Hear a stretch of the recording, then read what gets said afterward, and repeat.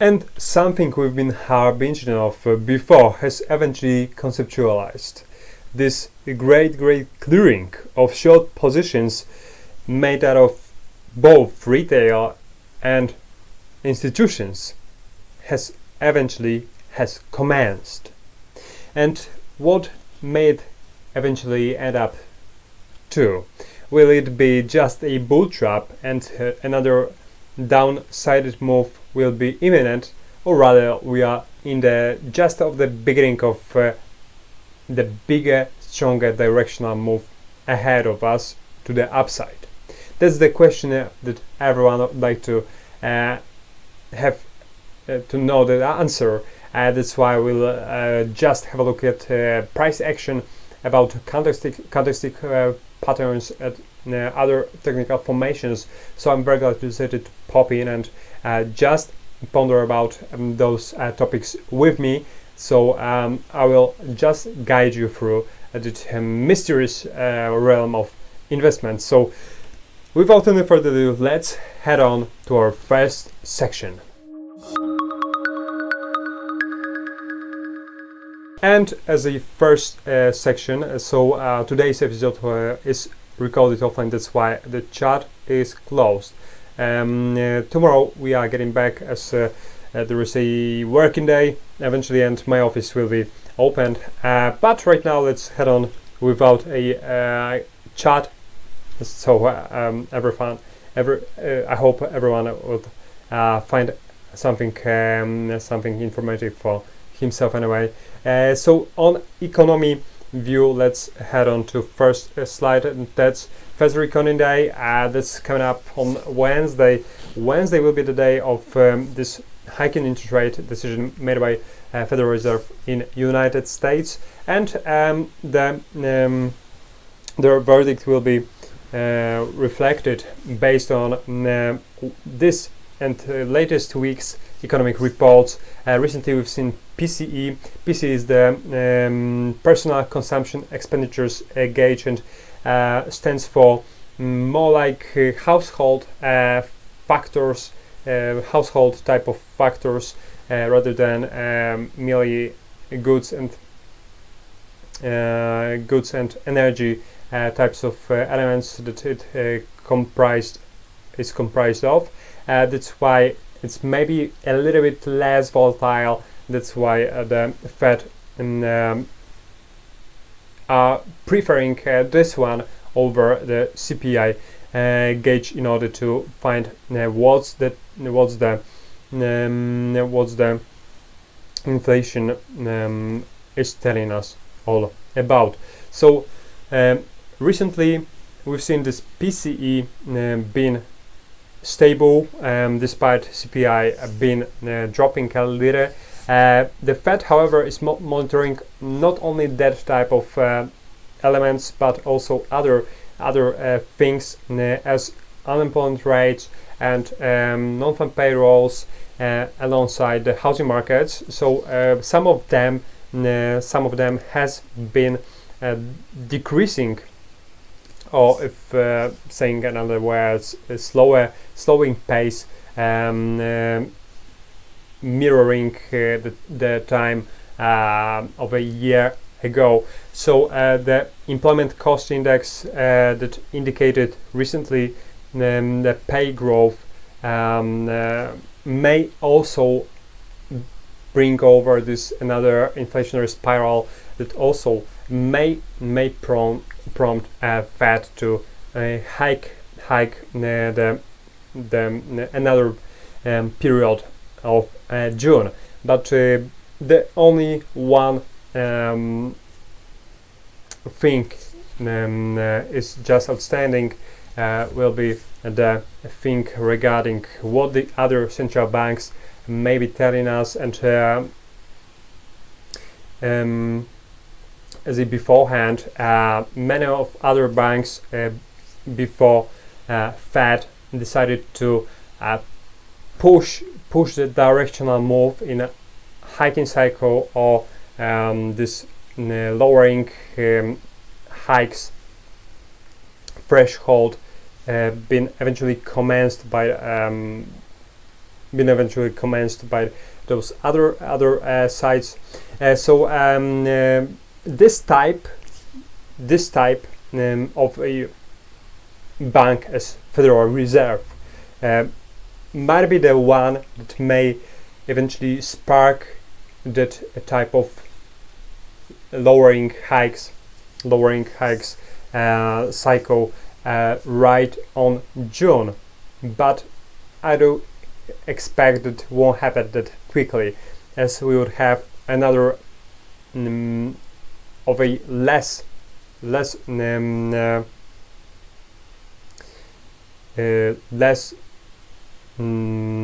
would say significant central banks are being kind of a overtaken in time the Fed's decisions, as the Fed is very often lagging regarding the others. Right now, however, we can assume that hiking cycle is only sticking another countries aside of those of Asia that don't have such a problem of inflationary spiral, but as we do know, Latin America, Europe, and part of Australia and Oceania is still in a hiking mode, and we are not hitting a ceiling yet, supposedly. So the Fed right now might be somewhat backed into the corner, and that's why might be not really prompt to lower or at least stop this hiking interest rate cycle eventually.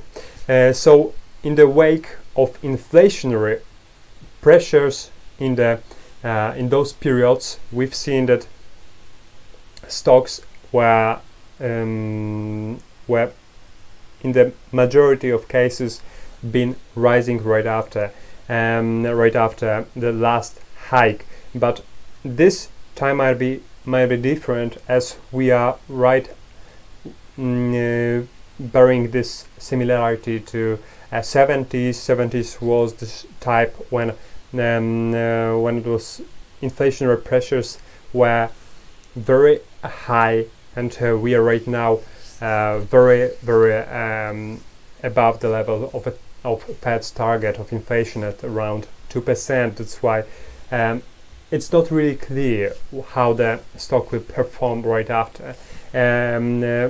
We would need this necessity factor of lowering inflation gauge, otherwise it will be very difficult to tackle.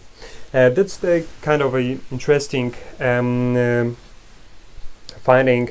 Equity volatility has been dropping right before recession. Right now we are on this black period. Back in 2020 was this green one, and right before recession start, we've seen this volatility dropping.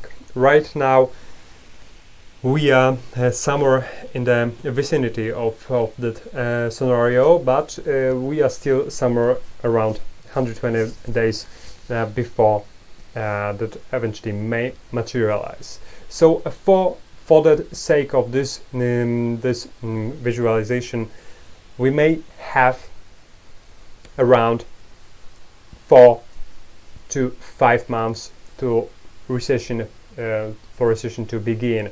And I wouldn't really stick to merely this type of graphic, but it might be informative anyway. So this volatility may drop, and especially that coincides with lower liquidity. That liquidity, when is evaporating, and this drainage of money taking place, the liquidity bringing this lower volatility, and this time might be the thing that is bringing that type of a red alert to many of market analysts. And the one thing that also bringing a possible harbinger of recession is this copper to gold ratio. Every time when we've seen a significant drop in this ratio, we've seen that the market had its headwinds right ahead. So this time the economy's future prospects might be shifting into a downside, and especially with recent trajectory of those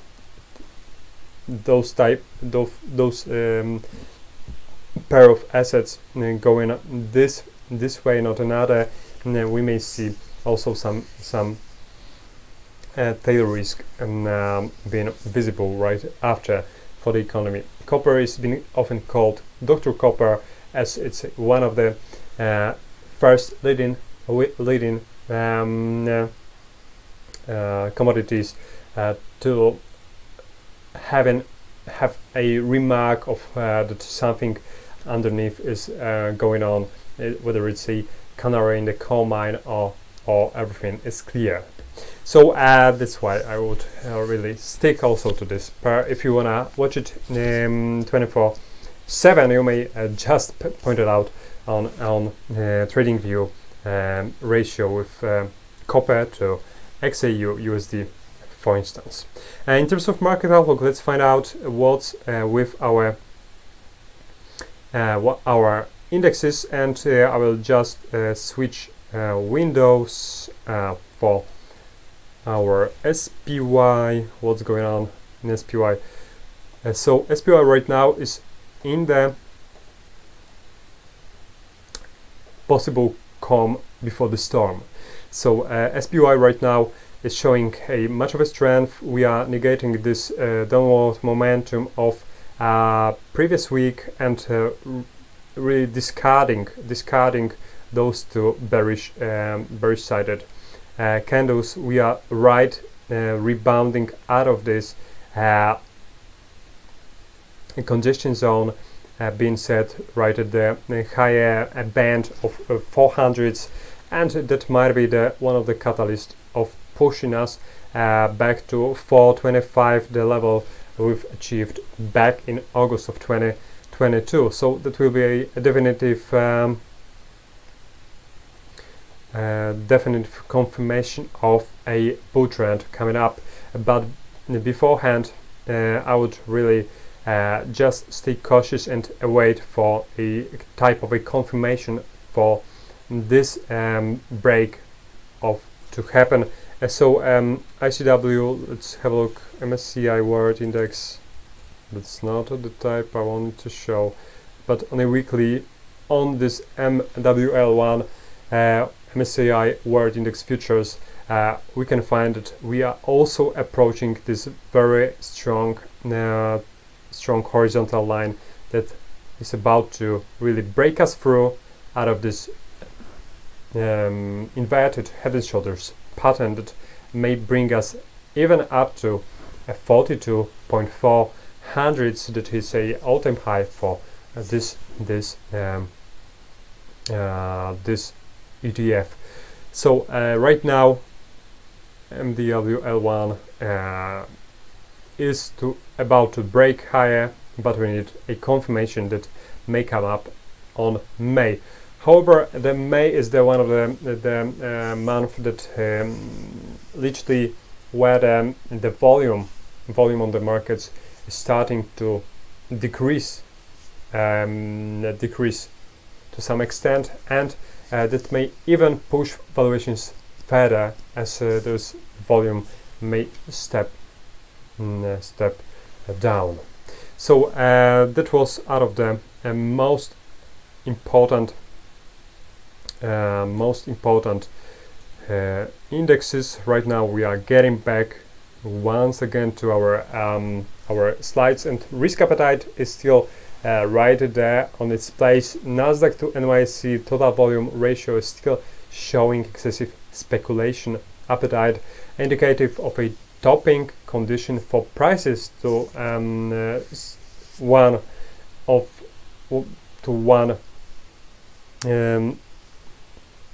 point of views, and I wouldn't really buy it, as we are right now in a prolonged time span where people are willing to pay for options in this high speculatory assets for over 3 years. So we can find that there is a much broader interest in buying stocks, selling stocks in stock markets as a whole. That's why we can find that normally that supposed to be a higher volume than it used to, as right after this pandemic time, many of market speculants are just starting to come up and turning on the risk appetite that is pushing valuations here and there, bringing more overvaluation right after the undervaluation. So the volatility is right there, and even though this recessionary period been foretold for many months, that really hasn't scared off many of market participants. So this type of ratio may also suggest that investors are favoring technology and growth-oriented stocks, but as I mentioned, in my view, it's more like speculatory capital. It's just coming in with those turned away from banks that recently suffered from lower reputational issues. In terms of market movers, what we have right here, Amazon has publicized its earnings reports, and it disclosed that the growth in its cloud computing business has slowed, but Amazon is turning into more large language models that are basis of popular chatbots, and the AI narration should push the evaluation of a company even forward. And that also brings us to a conclusion that in a short and medium term time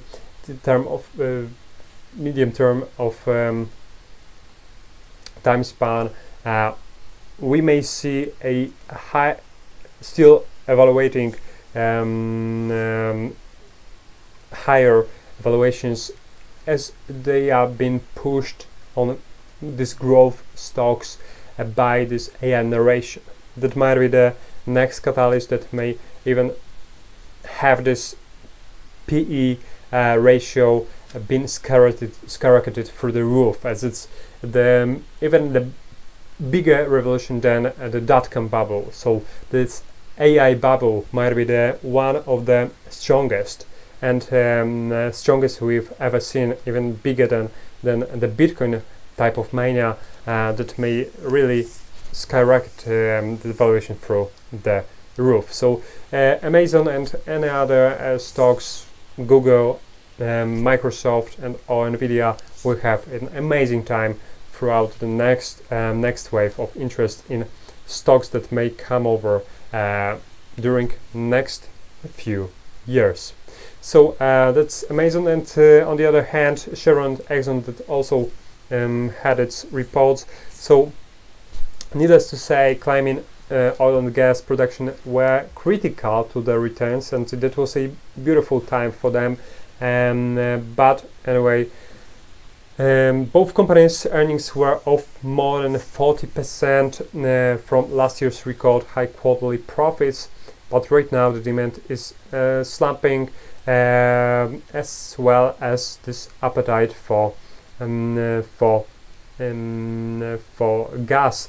So right now the oil demand is dropping. The valuation of the prices of gasoline were maybe too high, and also this appetite for combustion type of cars is dropping due to EVs, due to development of EVs to a massive scale. And we're gonna find that even though that those companies are turning more like into a low carbon energy supplies, we're gonna find that those companies might have much more headwinds, and it's expecting to have the more like moderated type of a demand rather than excessive that been seen right after this invasion Russia on Ukraine. So this week might be the rich one in those companies that are about to deliver its earnings reports, and there will be Uber. Today we had SoFi that I will just talk about in a moment. Qualcomm, Barrick, first the Apple that everyone will be watching, and that will may be a catalyst for the indexes to eventually climb up even higher. In terms of upside surprises, I will just get back to this later, but at first let's head on to our earnings report. Do I have it turned on? 1 second, I need to just find out where do I have it. Bear with me. So we can find yes, we can find right here, but I will need to open in a next window. Alright, so earnings calendar out of Nasdaq.com. On Monday we had SoFi Technologies, but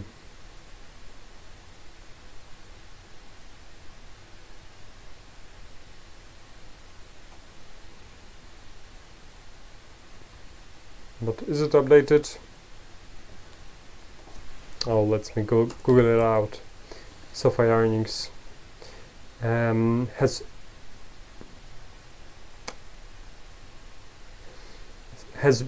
beaten by the EPS expectation by 49%, but the stock slumped right after. So the expectation for the next few months might be a bit more gloomy. SoFi Technologies right now is really having a absolutely poor momentum, and that might be the one of the things that may bring us back to the valuation of 5.11. We are still around 8% from that threshold, so I would expect SoFi to withdraw out of this bullish mode, and right now close even more to 4.24 level. In terms of other things, let me find out upside surprises. So the business week of earnings season for the S&P 500 saw nearly twice as many positive guidance announcements as negative. So we can find that those expectations of doomed earnings reports is right now faded. That's why we do expect that also Apple will publish something positive indeed. So what about the trade idea?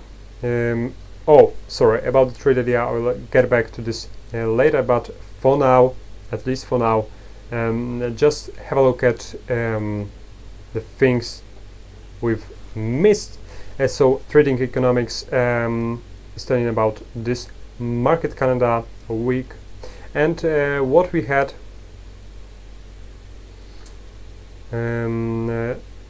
previous week. So we've had on Friday this GDP growth rate out of Germany. GDP growth rate has slumped year over year, but quarter over quarter is still in a neutral position. However, for euro area, we have discarded the threats of a recession, and quarter over quarter is still remaining at 0.1% regarding the previous one, 0% level. Core PC price index I've mentioned. Personal income has slided a bit.